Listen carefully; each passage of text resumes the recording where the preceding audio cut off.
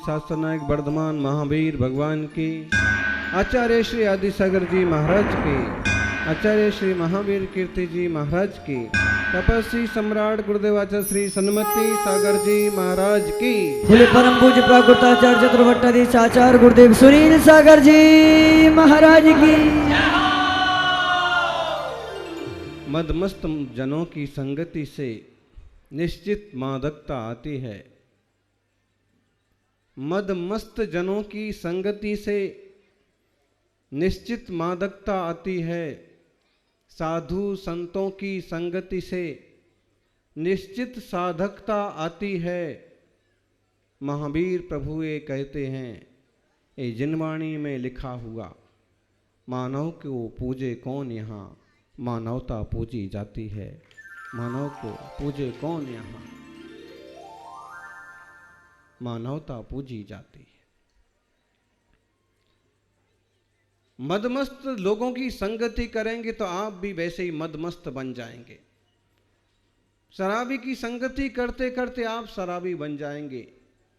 चैन smoker की संगति करते करते आप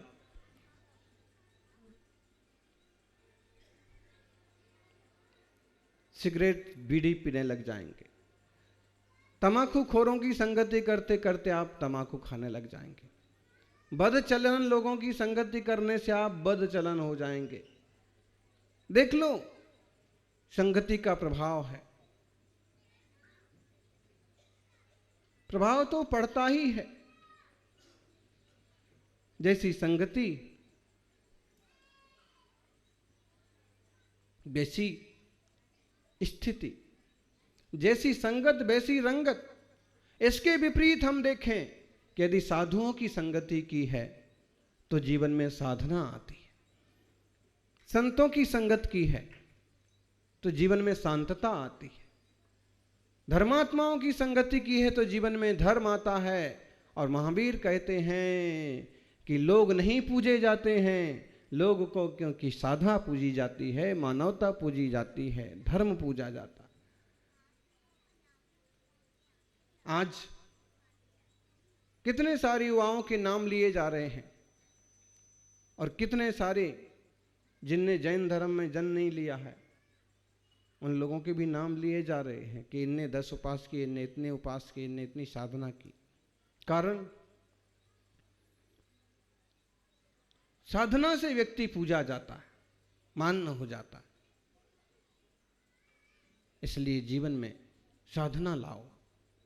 वासना संसार में फंसाती है, साधना संसार के पार ले जाती है। दुनिया में चित्र की पूजा नहीं होती है। अगर किसी चित्र की पूजा होती है तो समझना कि कोई कारण होगा। दुनिया में चित्र की पूजा नहीं होती है, दुनिया में चरित्र की पूजा होती है। चित्र तो नेताओं और अभिनेताओं का भी बहुत सुंदर होता है, उसे कोई नहीं पूछता है। जबकि मैले कुचेले साधु का फोटो हो तो लोग उसकी अगरबत्ती करते हैं, पूजा करते हैं, भगवान को पूजते हैं। ज्ञानियों, चारित्र निर्मल बने। 10 दिन की यह पढ़ाई, पर्यूषण 10 दिन हमको सिखाए। 10 लक्षण: उत्तम, क्षमा, मार्दव, आर्जव, शौच, सत्य, संयम, तप, त्याग, अकिंचन, ब्रह्मचर्य। एक एक सीढ़ी चढ़ करके 10वीं नंबर की सीढ़ी आई ब्रह्मचर्य।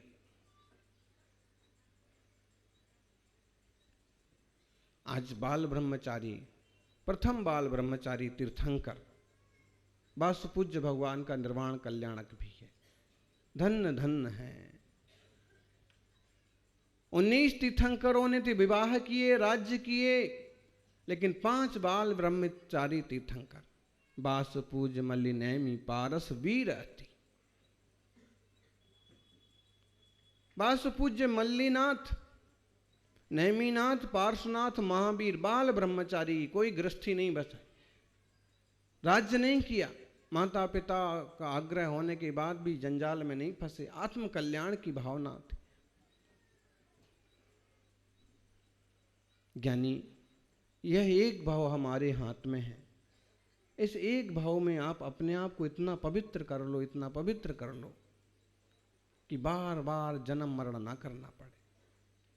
कल एक युवक ने प्रश्न पूछा, महाराज श्री तपस्या करके मोक्ष चले जाते हैं, तो फिर आचार्य श्री की मुनिराज की पूजा क्यों होती है और क्यों फील होता है कि कोई देवता हैं, कोई हमारी हेल्प कर रहे हैं?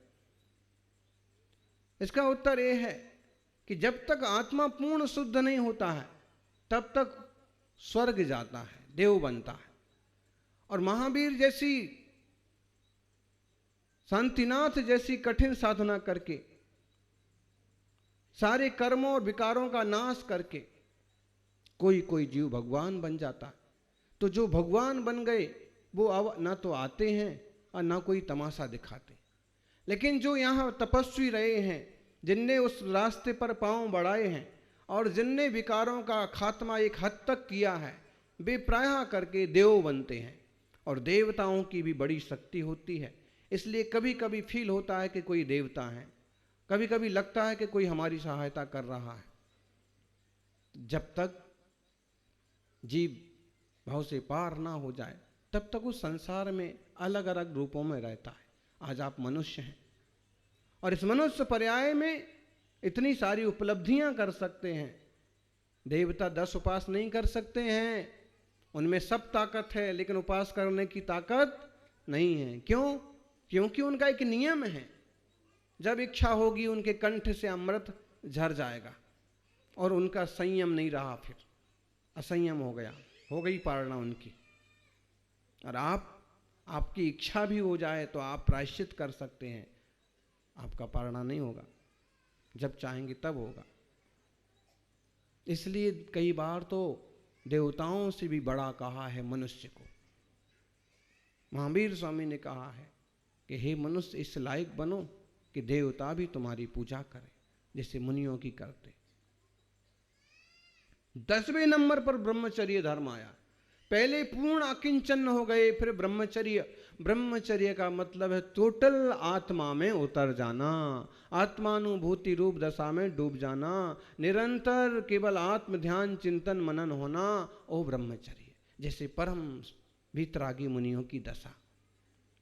उन्हें स्त्री मालूम नहीं पड़ती है, उन्हें किसी की सुंदरता से कोई लेना देना नहीं है।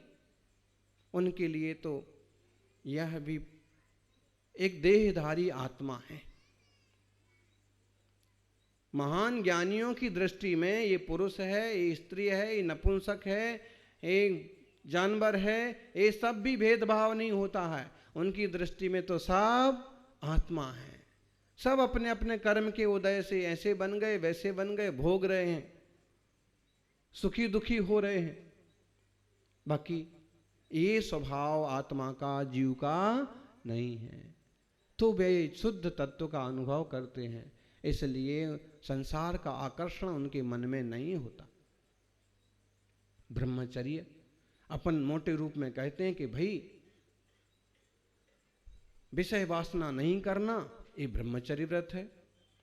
कई तो गृहस्थी लोग भी ऐसे मिल जाएंगे कि महीने में 15 दिन का ब्रह्मचर्य पालते हैं। अच्छा है। बहुत लोगों की दृष्टि ये होती है कि अपने से उम्र में जो बड़ी हैं उनको माँ समझो, बराबर की हैं उन्हें बहन समझो, छोटी हैं उनको बेटी समझो। स्त्री के प्रति ऐसा दृष्टिकोण हो, ऐसे स्त्रियों का पुरुषों के प्रति। और फिर एक भारतीय संस्कृति के हिसाब से जिनके गृहस्थ जीवन बना दिए गए हैं, उनके पति पत्नी के भी संबंध, उसमें भी धर्म पत्नी जैसे शब्द जोड़ा जाता। धर्म के लिए बनाया गया है वो जोड़ा, ताकि धर्म ध्यान करते हुए ये जीवात्मा अपने संसार के विकल्पों को पूरा करता हुआ आगे बढ़े। सज्जनों, बहुत ही मंगलकारी है यह ब्रह्मचर्य व्रत। आजकल के छिछले लोग तो ब्रह्मचर्य को कुछ नहीं समझते। शील धर्म जैसी चीजें तो लोगों में जैसे गायब ही हो गई हैं।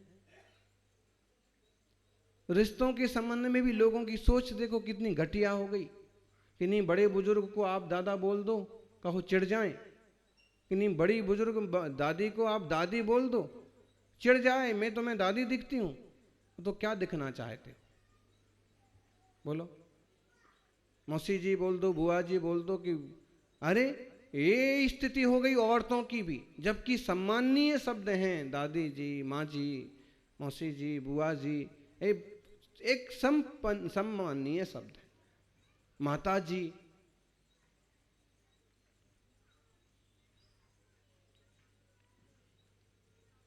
पाश्चात्य संस्कृति में कई सारी चीजें ऐसे धुल रही हैं ना, माता जी शब्द, माँ जी शब्द बहुत अच्छा शब्द। जैसे आपने अपनी माँ को जैसे संबोधित किया कि जरा हट जाइए या जरा बैठ जाइए माँ जी, तो कई लोगों को बड़ा ऐतराज होता है। थोड़ा सा समझदारी रखो।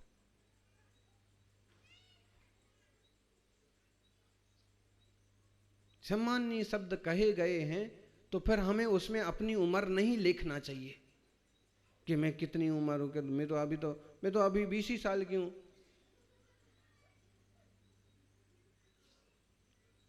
जो भी है, शब्द तो बढ़िया लिया ना, ऐसा कोई गंदा शब्द तो यूज नहीं किया जैसे आजकल चलते।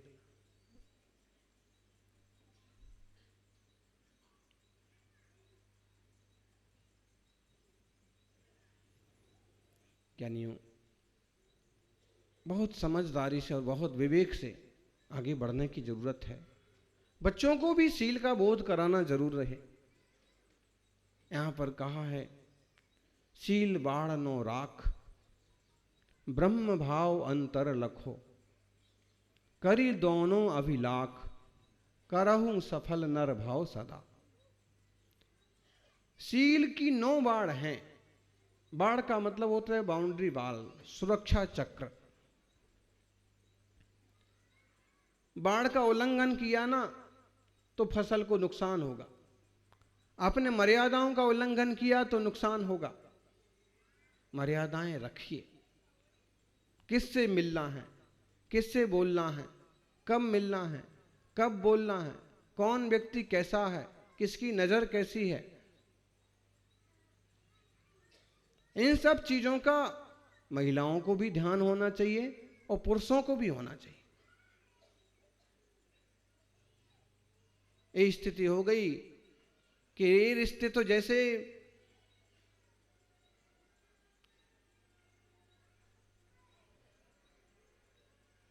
मजाक बनाने लगे लोग, रिश्तों के भी।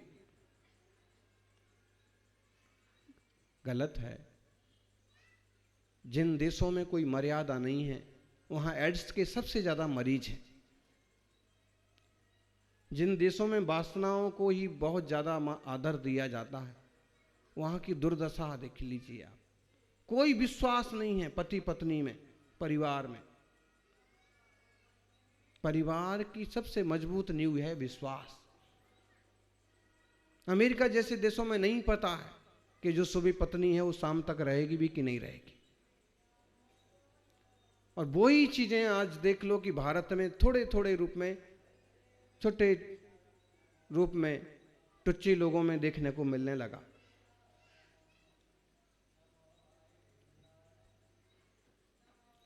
फिल्म इंडस्ट्री में भी पूर्व पति, पूर्व पत्नी, ये शब्द कितने बेहुदा शब्द हैं। इतना भी विश्वास नहीं रख पाए, इतना भी जीवन नहीं संभाल पाए, इतना भी मैत्री नहीं रख पाए कि तुम्हारा जोड़ा चलता रहे। इतना तो शील, इतना तो संयम होना चाहिए और इतना तो प्रेम होना चाहिए। देह का प्रेम, देह की आसक्ति वासना की आसक्ति होती है और वास्तविक जो प्रेम होता है, वास्तविक जो रिश्ते होते हैं उनमें अंतरंग प्रेम होता है। भारतीय रिश्ते देख लो, बुजुर्ग भी हो जाए ना तो भी एक दूसरे की पूरी हेल्प करते हैं। विश्वास है कि अगर हम बीमार पड़ गए तो हमारी दवा हो जाएगी, हम अपंग हो गए तो हमारी हेल्प करने के लिए ये रहेंगे, बेटे रहेंगे। विदेशों में ऐसा कुछ नहीं है।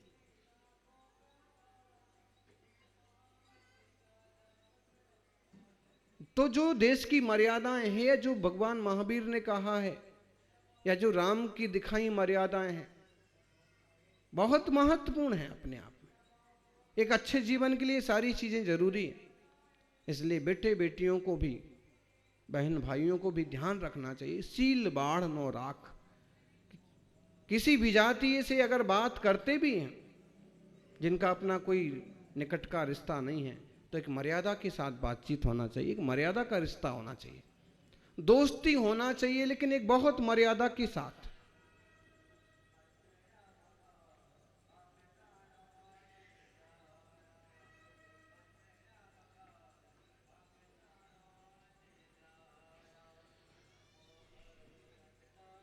कितना भी मॉडर्न एज हो, कितना भी आधुनिक युग आ जाए, संस्कृति को नहीं भुलाया जा सकता। मर्यादाओं से हट के कभी भी चलेंगे नुकसान होगा। आप प्रकृति की मर्यादा का उल्लंघन करोगे, आपको मार पड़ेगी। समाज की मर्यादाओं का उल्लंघन करोगे, आपको तकलीफ होगी। आप देख लीजिए, लिव इन रिलेशनशिप में जो रिश्ते बन जाते हैं, बहुत बुरी दशा होती। कोर्ट छोड़ दे देगा, कैसे भी रिश्ते बना लो, कैसा भी जेंडर होने दो, समलैंगिक बना लो, ऐसे नाटक, ऐसी गंदी चीजें जिन्हें सुन करके भी शर्म आए। हमारे लिए तो बोलने जैसी ही चीजें नहीं, बातें नहीं है, लेकिन ये कोर्ट भी इस पर भी फैसले करने लगे। कभी कभी तो ऐसे लगता है कि न सबसे ज्यादा शिथिल देश की कोई संस्था है तो कोर्ट, सबसे ढिल्ली पुल्ली कोई अगर एक शाखा है देश की तो न्यायालय। कारण जो महत्वपूर्ण चीज होना चाहिए, महत्वपूर्ण केसेस होना चाहिए, महत्वपूर्ण न्याय होना चाहिए, उन पर कुछ खास काम नहीं होता। हजारों लाखों केस अटके पड़े हैं, उन पर कोई ध्यान नहीं जाता। और सड़ी गली बातें आ जाएं, हैं, एक जैन धर्म के संथारा पर रोक लगाने का नाटक हुआ था, बाद में वापस लेना पड़ा। पिच्छी के पंख पर नाटक हुआ था, वापस लेना पड़ा। राम मंदिर का चल रहा है, सीधा सीधा 2 शब्दों का निर्णय है, लेकिन रोज कभी राम के वंशज कौन है, तो अयोध्या क्या है, तो फलाना क्या है, बेहुदा किसी भी चीज को खींचने जैसी चीजें, इससे तो देश का भला नहीं होने वाला।